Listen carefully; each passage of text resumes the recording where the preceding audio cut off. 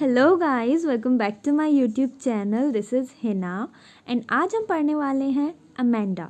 Amanda is a poem जो लिखी है रॉबिन क्लेन ने। She is an Australian author और अ पोएटिस। इन्होंने अपने बहुत सारे वर्क चिल्ड्रंस के ऊपर किए हैं। ये पोएम एक ऐसी बच्ची के ऊपर है जिसको अपनी लाइफ अपने हिसाब से जीनी है। She want to live her life freely without any restrictions. But उसकी जो मम्मी है वो उसको पूरे टाइम ये बताती हैं कि उसको कैसे बैठना है, कैसे चलना है और कैसे बिहेव करना है, इवन दो वो क्या खा सकती है और वो क्या नहीं खा सकती। वो अपनी मम्मी से इतनी ज़्यादा परेशान है, फ्रस्ट्रेटेड है कि वो अपनी एक अलग दुनिया में रहती है, वो अपने एक इमेजिनरी वर्ल्ड में रहती है। ये भी उसकी मम्मी को पसंद नहीं होता। सो यस, ये पोइम पूरा इस बच्ची के अराउंड रिवॉल्व कर रही है जिसका नाम क्या है, Amanda. So yes, let's start the poem. Don't bite your nails, Amanda. Don't hunch your shoulder, Amanda. Stop that slouching and sit up straight, Amanda. There is a languid emerald sea where the sole inhabitant in me, a mermaid drafting blissfully. अभी मैं आपको पूरे meaning बता देती हूँ। अब meaning किस किस के हैं ये भी मैं आपको बता देती हूँ। पहला हंच, स्लाउचिंग, लैंग्वेड, एम्ब्रेल सी या इनहेबिटेंट एंड ब्लिसफुली, ड्राफ्टिंग भी है। सो एंड मरमेड का मीनिंग होता है, सबको भी पता होगा, फेरी टेल्स में हम बहुत पढ़ चुके हैं। मरमेड का मीनिंग है जल परी। सो यस, यहाँ हम देख लेते हैं मीनिंग। हंच का मतलब बेंड, बेंड मतलब झुका हुआ, हल्का सा झुका हुआ, शोल्डर्स कैसे झुके हुए। Slouching, sitting in a lazy way, बहुत आलसी वे में बैठे रहना, मतलब जहाँ बॉडी में बिल्कुल एनर्जी ना देखे। लैंग्वेड मतलब रिलैक्स्ड, बिल्कुल आराम से रिलैक्स्ड वे में। Emerald, green colour. अब यहाँ एमरेल्ड का मतलब इस पोएम में ग्रीन कलर है। एमरेल्ड सी मतलब ऐसी सी जिसका कलर कैसा है, ग्रीन। Inhabitant, resident. रेसिडेंट का मतलब होता है कहीं के निवासी, जहाँ कोई रहता है उसे हम बोलते हैं रेसिडेंट। ड्राफ्टिंग का मीनिंग है यहाँ पे carried slowly by the water. आपने ड्राफ्टिंग वर्ड भी सुना होगा, बट यहाँ इसका मीनिंग ये है फ्लो के साथ, वाटर के फ्लो के साथ मूव करना। एंड ब्लिसफुली मतलब हैप्पीली। सो अगेन हम अपनी पोएम की तरफ जाते हैं। सो यस, अब अमेंडा की मॉम उनको बोल रही हैं कि वो अपने नेल्स को बाइट ना करें, अपने शोल्डर हंच ना करें, मतलब अपने शोल्डर्स बेंड ना करें, वो प्रॉपरली बैठें, इतना लेज़ी पोजीशन में ना बैठें। ये तो फर्स्ट पैराग्राफ वो हो गया जहाँ अमेंडा की मॉम उनको क्या कर रही है, इंस्ट्रक्ट कर रही हैं, उनको बता रही हैं कि उनको कैसे बैठना है। On the other hand Amanda क्या कर रही है, ये जो कोस्टिक में पैराग्राफ दिया हुआ है यहाँ अमेंडा का थॉट प्रोसेस है। जब वो सोच रही हैं, उनको मतलब नहीं है कि उसकी मम्मी उनसे क्या बोल रही है, उसको सिर्फ ये मतलब है कि वो खुद क्या सोच रही है, because she was very frustrated अपनी मम्मी से। सो वो यहाँ ये सोच रही है कि देयर इज़ अ लैंग्वेड एमरेल्ड सी, कि उसको लग रहा है यहाँ कोई लैंग्वेड एमरेल्ड सी है। लैंग्वेज का मतलब मैंने आपको बताया था। हाँ, यहाँ कोई एमरेल्ड सी है जहाँ वो क्या कर रही हैं, रिलैक्स कर रही हैं, और वो अकेली यहाँ पे रहने वाली हैं और वो रिलैक्स कर रही हैं। वो जल परी हैं जो एमरेल्ड सी में एकदम पानी में क्या कर रही हैं, उसके फ्लो के साथ मूव कर रही हैं, और वो इस सिचुएशन में बहुत ज़्यादा खुश हैं। Did you finish your homework, Amanda? Did you tidy your room, Amanda? I thought I told you to clean your shoes, Amanda. I am an orphan roaming the street. I pattern soft dust with my hushed bare feet. The silence is golden, the freedom is sweet. Again हम meaning discuss कर लेते हैं। Meaning इसमें कुछ ज़्यादा नहीं है, बहुत क्लीन पैराग्राफ है, बट उसके अलावा भी यहाँ हम दो मीनिंग डिस्कस कर रहे हैं।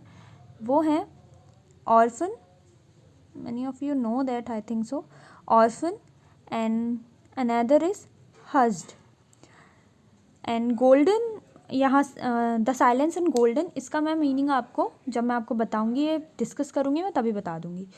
सो यस, ऑर्फन का मीनिंग है a child whose parents are dead, या हम जिसको बोलते हैं अनाथ.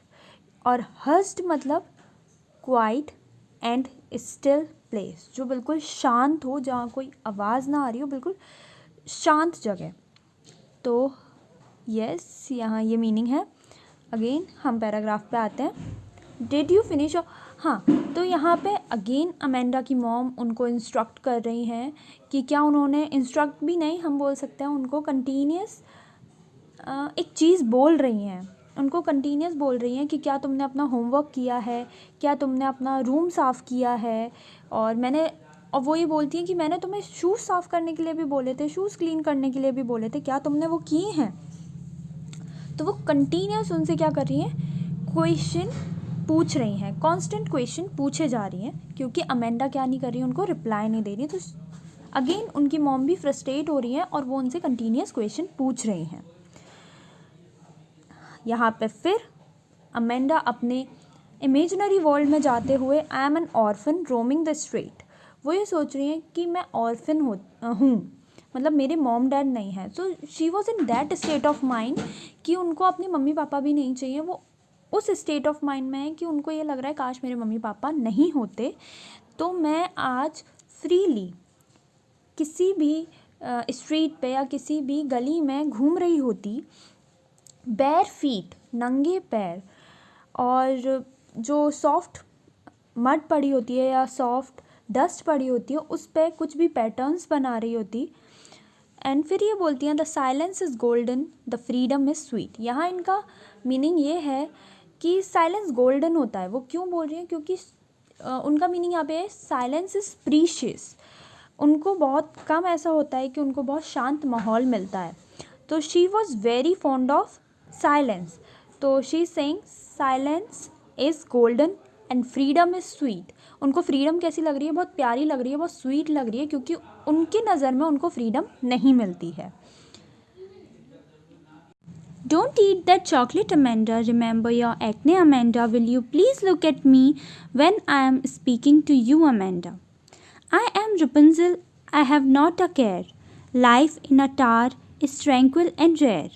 I will certainly never let down my bright hair. Here we are going to discuss the meaning of acne, and second one, Rapunzel, tranquil and rare. So yes, acne मतलब pimples. Rapunzel, a girl in the fairy tale. ये एक fairy tale character है. And tranquil मतलब काम and quite, rare uncommon, जो बिल्कुल common ना हो. सो जो बहुत ज़्यादा कम देखा जाता है उसे हम क्या बोलते हैं, रेयर. सो यस, यहाँ पे अगेन अमेंडा की मॉम क्या कर रही है, उन्हें नेग्ड कर रही हैं, उन्हें परेशान कर रही हैं और उनको बार बार बोल रही हैं कि don't eat that chocolate Amanda, remember your acne, मतलब तुम वो चॉकलेट मत खाओ. तुमको पता है ना कि तुमको वो चॉकलेट खा के क्या हो जाते हैं, एक्ने हो जाते हैं. सो उसको मत खाओ. और जब मैं बात कर रही हूँ सो मुझे देखो, मेरी तरफ देखो, तुम कहाँ अपने अलग दुनिया में रहती हो. सो उसकी मम्मी बहुत ज़्यादा फ्रस्ट्रेट हो जाती हैं, क्योंकि अमेंडा उनकी एक भी बात नहीं सुन रही होती है. वो फिज़िकली तो वहाँ होती है but mentally she is in her own world, जो कि उसकी मम्मी को बिल्कुल पसंद नहीं आता उसका वो नेचर. और इसलिए वो बोलती हैं कि जब मैं तुमसे बात कर रही हूँ तो तुम मुझे देखो, ना कि तुम इधर उधर ध्यान दो. अगेन जब उसकी मम्मी बोल रही होती है कि तुम चॉकलेट मत खाओ और क्योंकि तुम्हें एक्ने हो जाएंगे, तो हमें यहाँ से ये पता चल रहा है कि जो अमेंडा है वो उसकी शायद प्यूबर्टी एज में है, या हम बोल सकते हैं she is in her teen age. तभी उसकी मम्मी उसको इतना ज़्यादा नेग्लेक्ट कर रही है कि उसको कैसे उठना चाहिए, कैसे बैठना चाहिए, कैसे बात करनी चाहिए. Even though she is very conscious about her looks also, कि उसको कैसा दिखना है, क्योंकि अगर वो चॉकलेट खाएगी तो उसको क्या हो जाएंगे, एक्ने हो जाएंगे. सो जब वो ये सब बात कर रही होती है तो अमेंडा अपने ही दुनिया में खोई होती है और वो क्या सोच रही होती है कि आई एम रपुंजल, मतलब मैं प्रिंसेस हूँ, एक ऐसी प्रिंसेस जिसके बहुत ज़्यादा लंबे बाल हैं और गोल्डन हेयर हैं। ये मैं इसलिए बता पा रही हूँ कि वो ऐसा क्यों सोच रही है, क्योंकि रपुंजल के ऐसे ही लॉन्ग एंड गोल्डन हेयर्स थे। सो यस, वो अपने आप को उस कैरेक्टर के जैसा इमेजिन कर रही है। शी वॉज थिंकिंग कि वो एक ऐसी जगह है जहाँ सब जगह शांति ही शांति है, वो उस टावर में रहती है जहाँ हर जगह शांति है। और यहाँ उसने एक लाइन बोली है, life in a tower is tranquil and rare. तो रपुंजल जो है एक टावर में रहती थी एंड वो जब अपने उस टावर से अपने बालों को नीचे लहराती थी या नीचे डाउन करती थी, तो उसके बालों को कोई भी क्लाइंब करके उस टावर पे आ जाता था। सो यहाँ पे ये उसी टावर को इमेजिन करके बोल रही है कि उस टावर में लाइफ कैसी है, ट्रैंक्विल है, मतलब बहुत ज़्यादा क्वाइट है, बहुत ज़्यादा शांत है और काम है वहाँ हर जगह। और कैसी है, रेयर। वो रेयर इसलिए बोल रही है क्योंकि उसके लिए तो लाइफ ऐसी है ही नहीं, क्योंकि हर जगह उसकी मॉम उसके पीछे पीछे होती हैं एंड उसको नेग्लेक्ट करती रहती हैं हमेशा। सो अगेन देन वो बोलती हैं, I am certainly never let down my bright hair. वो इसीलिए बोल रही है क्योंकि रपुंजल वहाँ अकेली होती थी एंड वो अपने बालों को नीचे जब करती थी तो कोई भी उसके बालों से चढ़ के उस स्टार में आ जाता था। बट अमेंडा को ये नहीं चाहिए। शी वॉन्ट कि वो अकेली उस स्टार में रहें और बिल्कुल शांति में रहें, कोई उनके पास ना आए। नाउ हम लास्ट पैराग्राफ देख रहे हैं यहाँ पे, या लास्ट स्टेंजा देख रहे हैं हम। इस स्टेंजा में बहुत ज़्यादा आयरनी है। आयरनी कैसे है ये मैं आपको आगे बताऊंगी। Stop that sulking at once Amanda, you are always so moody Amanda, anyone would think that I nagged at you Amanda. हम यहाँ पे मीनिंग देख लेते हैं कौन कौन से, स्लकिंग एंड मूडी और nagged. Sulking, be in a bad mood, मतलब बहुत ज़्यादा ख़राब मूड में होना। मूडी, अनस्टेबल, मतलब कभी बहुत ज़्यादा खुश कभी बहुत ज़्यादा गुस्से में। So yes, unstable mood. और नेग्ड मतलब हैरेस। हैरेस मतलब किसी को बहुत ज़्यादा परेशान करना, या हम बोल सकते हैं किसी को बहुत ज़्यादा तंग करना। सो अगेन हम अपने पैराग्राफ पे आते हैं और उसको कंप्लीट करते हैं।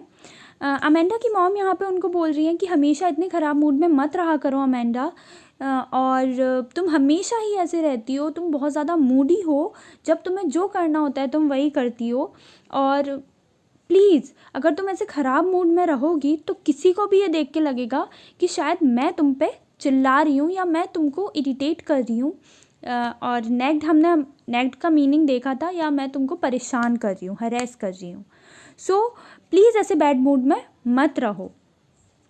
इस स्टेंजा में आयरनी है। आयरनी क्यों है?